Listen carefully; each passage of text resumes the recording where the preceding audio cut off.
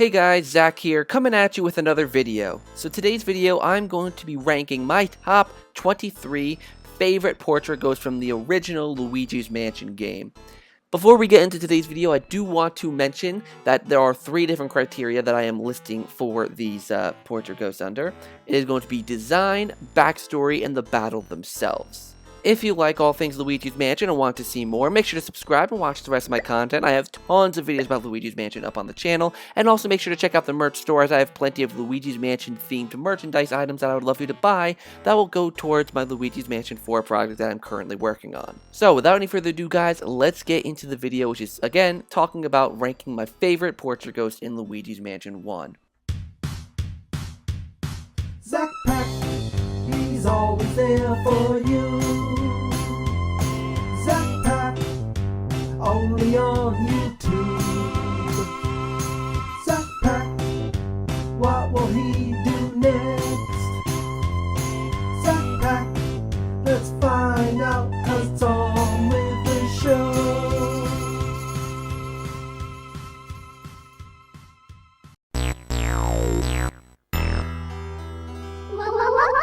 So Lydia was kind of a hard one to really place as last because I really like this battle. In fact, I like all of the battles. There is not one boss fight that I just do not like.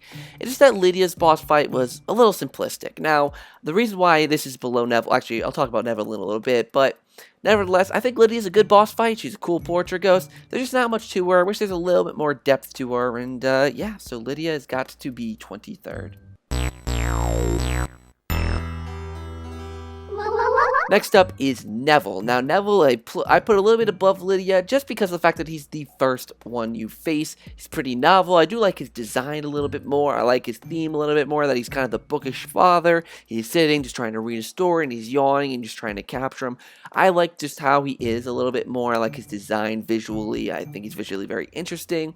And just the fact that he is the first boss you encounter, or first portrait ghost you encounter, just makes him a little more novel to me. Number 21 is Jarvis.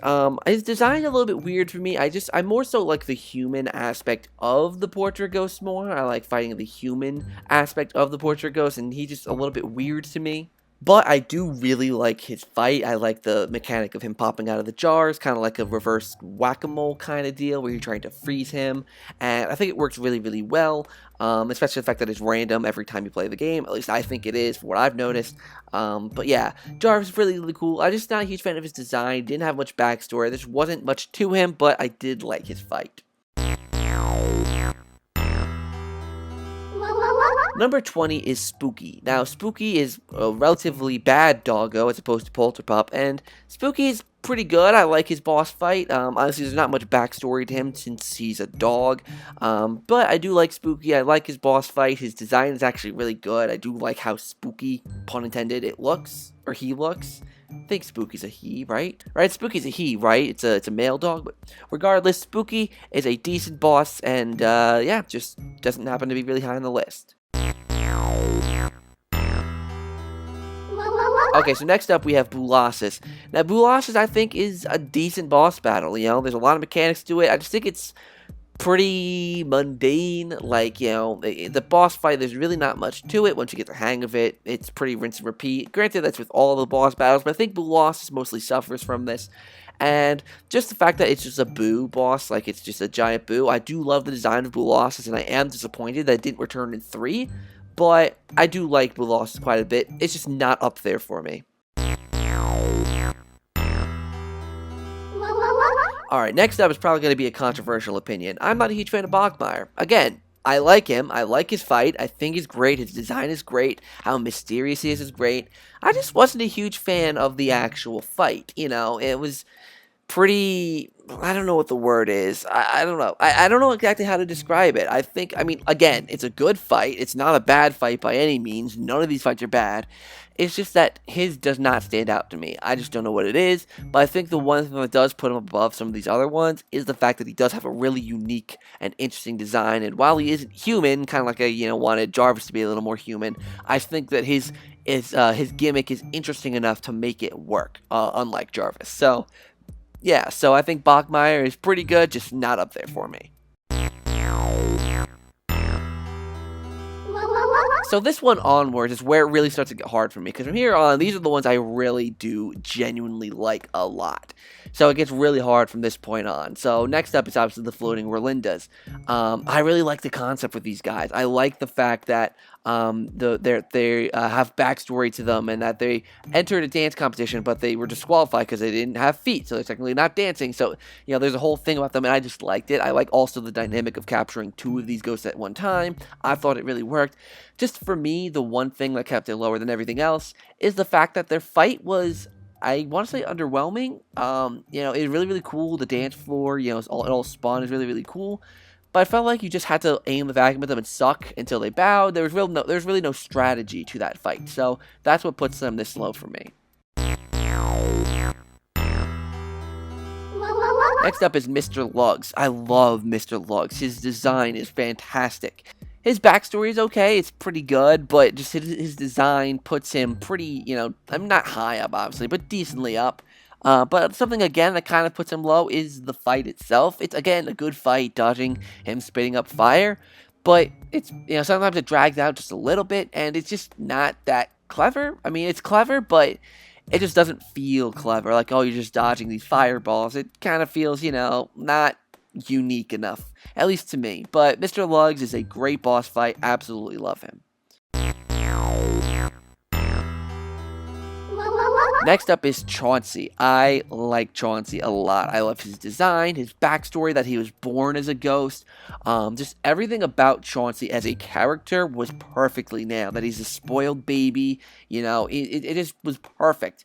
His boss fight was pretty good. I'm not going to say that it's absolutely perfect. I'm not going to say that he has the best boss fight in the game, obviously, because there's quite a few above him. But I do like it quite a bit. I like how themed it is around him, with the crib being the arena and him throwing rocking horses at you. I love how themed it was towards that, and I think it really, really worked for Chauncey. So yeah, Chauncey is number 15. Next up is Miss Petunia. I feel like this is going to be a relatively unpopular opinion in the opposite way of Bogmire. I feel like people are going to think I rated her too high, because I think a lot of people put Miss Petunia really low. And I do agree that her boss fight, or that her fight, isn't that amazing. It's pretty standard. But what I really like is her backstory and her design. I think giving her the pig snout and showing her evolution from her old days as a model, like you can see it in the shower curtain, just being able to see that and then see where she's come from that, and like where she went, and how her life has went a downward spiral. That backstory just made her so much more of an interesting character that I did have to bump her up a little bit on the list. So Miss Petunia is definitely a character that I think well deserves a decent spot. Next up is King Boo and Bowser. Now, King Boo and Bowser are really, really interesting because this is obviously the highest of the area bosses, but they're obviously like halfway into the list, not even. And it's a good boss fight. I really like the boss fight. I'm not a huge fan of like, you know, Bowser kind of being the villain, but I did like how it was that King Boo was either possessing him or took over the body of Bowser or something. Like, I liked that. I did really like that aspect of it rather than just fighting Bowser. There's also King Boo popping out of Bowser's head, which is really, really nice and kind of creepy and really, really cool. And it was just a really intricate boss fight that I thought was really well executed. But obviously, since it's Bowser and King Boo, it's not unique, it's not interesting. It's just King Boo and Bowser. So, yeah, King Boo and Bowser, really good boss fight, just not my favorite.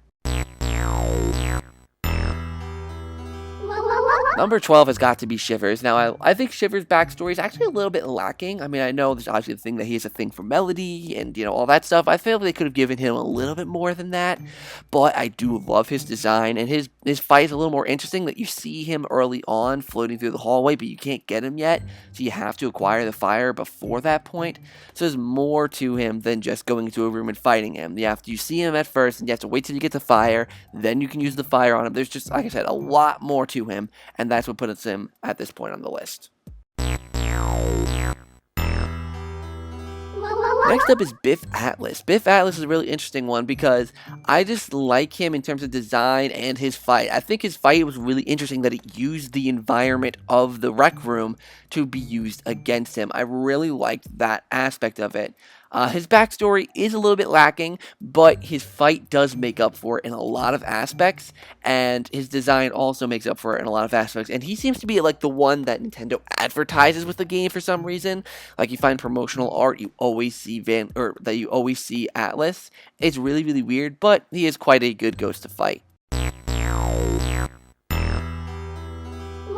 Next up is Vincent Van Gore. I really like him. I love his design. He does not have much backstory from what I remember, but the fact that he paints the ghosts and has them come alive, and you see sculptures that he makes of the other portrait ghosts in the game, really makes him feel more real and just makes him feel more immersed in the mansion itself. His boss fight is okay. It's pretty good. It's a gauntlet battle, which I think kind of worked for where it was. Like, being the fact that it was the very end of the game, right before you fought the final boss, I think a gauntlet of ghosts was relatively appropriate, so it worked for Van Gore. But yeah, Vincent Van Gore, I think, he's doing pretty good. Number 9 is Sir Weston. Now here's the point of the video where it gets really, really difficult. Sir Weston I really, really like just because of his premise of, living in ice and being in the freezer, and he hates heat and how angry he is towards you, and I think he has one of the best fights in the game. I think, personally, I really love how engaging his fight is. You have to watch out for the icicles coming from the ceiling. You have to watch out for the icicles he shoots. You also have to keep in mind of the floor and that it's icy and slippery and that you're sliding around all the time. It's really, there's a lot to it, and I really, really like it. I think Sir Weston is actually also brilliantly designed. I love his big coat and his hiker's backpack. I love it. I think he looks beautiful, and yeah, I think the boss fight is superb. Next up is Nana. Now, she's obviously probably also a very unpopular one because of the fact that you have to shoot the yarn balls at her and people find that tedious. I like it. Again, it adds more personality into it because we know that Nana loves yarn, so using that yarn against her to capture her is, I think, pretty clever. And just overall, I like her design. Her character is interesting, especially her interactions with Miss Petunia. I think it's really, really, awesomely done. Again, showing how relatable each ghost in this mansion is to one another, and it just overall makes her a very pleasant ghost to fight, and yeah, she's just awesome. Next up is Slim Bankshot. Slim Bankshot is another one where I really like the design of him, and I really like the fight of him. Just waiting for him to shoot the billiard balls, it's kind of like the yarn with Nana. It's like it kind of makes the fight a little more relatable, and it kind of builds off of Nana's fight a little bit, where you have to use the balls to, suck or to blow them at him and, eventually get to capture him. I think his backstory may be a little bit lacking, but it's really not bad. He's a pool shark, you know how it is. There really isn't much backstory needed with him because, in fact, that he's a pool shark, all that kind of stuff. So backstory isn't too needed, but, the amount of backstory we got is still decent. Next up are Henry and Orville. I really like their fight because of how you have to keep track of both of them, and one of them throwing bombs at you. There's a lot to keep track of, but I really like the origins of the name, Henry and Orville, obviously relating to the inventors of the plane and the automobile, and I really think it works out well in this, and it just makes them, it's kind of like a joke almost, not like a joke, but like a subtle reference to outside of the game, and it really just makes them feel a little more real, and it's just awesome. And the fact that they're in the section where Neville, Lydia, and Chauncey are, and that they're all part of the same family, but you don't fight them until much later, just makes them all that more cool. And on top of that, the hide and seek sequence, where it's I think the only portrait ghost where you have to leave the room and then come back in, and then things change, and then you fight. It is just such a good boss fight, and I just really liked it. Now we're in our top 5, starting off with Madame Clairvoya. Madame Clairvoya, I think, is really, really interesting because of the fact that you meet her in one area and you fight her in the next. Or not even fight, she willingly goes into the vacuum, even though she's still a decent fight. But nevertheless, finding Mario's lost items and she tells you this story, it's just really, really cool. I like that. I like this as a portrait ghost that you get along with, a portrait ghost that helps you out. And the fact that you have to capture her kind of makes you feel a little bit more remorse, but the fact that she wants to go into the vacuum, she feels at peace, she wants to go into her painting, all the more, reason to like her character. She doesn't care about being out here anymore because all of her powers are gone. it's just overall just a great portrait ghost, and the fight is a little underwhelming. You know, it's literally just you capturing her. There's not much more than that, but all the things leading up to the boss fight and her design and everything just makes everything so perfect. Number 4 is Uncle Grimmley. Now, fight, pretty generic. Not much to the fight, but why I put Uncle Grimmley so high up is because of Uncle Grimmley himself. He has a very great design, looking very depressed, looking like he wants to be alone, and then the backstory of being the hermit, where he doesn't care if he doesn't see anyone else in the mansion. He doesn't want to see anyone. He doesn't want to be seen. He's practicing his scaring skills, and he tries them out on you, and obviously it doesn't work. His character is just so interesting, and I absolutely love it. If I were to say this portrait ghost has the best personality, or just the best backstory, or just the best everything about the character, I think Uncle Grimmley has got to be up there. Like, he's just that. Like, he's also a ghost I kind of felt bad for capturing. He didn't do anything. He was just standing there. He's scared. He wants to be alone. He doesn't want anyone to talk to him or bother him. So then you come in, and then he's trying to scare you away. He doesn't want you around him, and then you just capture him. You really feel like, ooh, like, did I really want to capture this ghost? Like, I don't know. Uncle Grimmley is just great. I absolutely loved him. Next up, the Clockwork Soldiers. The Clockwork Soldiers are just amazing. I love the fact that there's 3 of them, so you have to keep an eye on them. That's what the twins, Henry and Orville, were training you for, keeping track of 3 of them. And the fact that they're not necessarily human. They're toys. You know, they're toys that resemble humans. They have weapons that shoot at you. There's just so much going on with that fight. Sure, there isn't much backstory there, but there's mentions of the toy collector. What it would have been like to meet that ghost, a toy collector ghost. Just all that kind of stuff would have been so cool.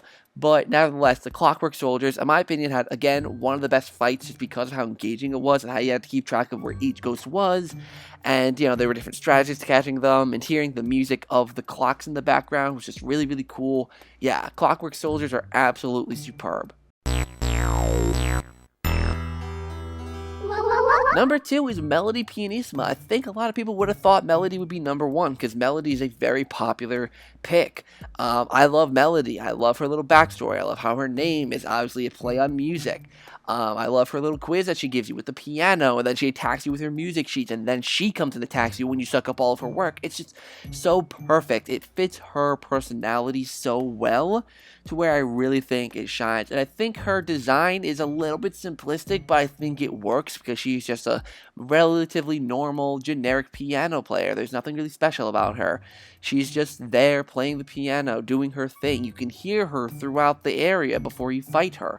It's just awesome. You feel that kind of lead, like, ooh, who's playing that music in the background? And then you meet her. And it's just so cool. I love it. So Melody Pianissima is definitely number 2 on the list. Obviously, at least number 1 being Sue P. First of all, I love the fact that she even got like a little intro cutscene to her battle.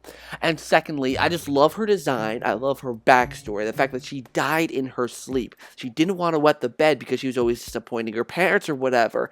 And just all that backstory and everything given to her, on top of the fact that I think she had an interesting, even creepy design. I love the design of Sue P. It is absolutely brilliant.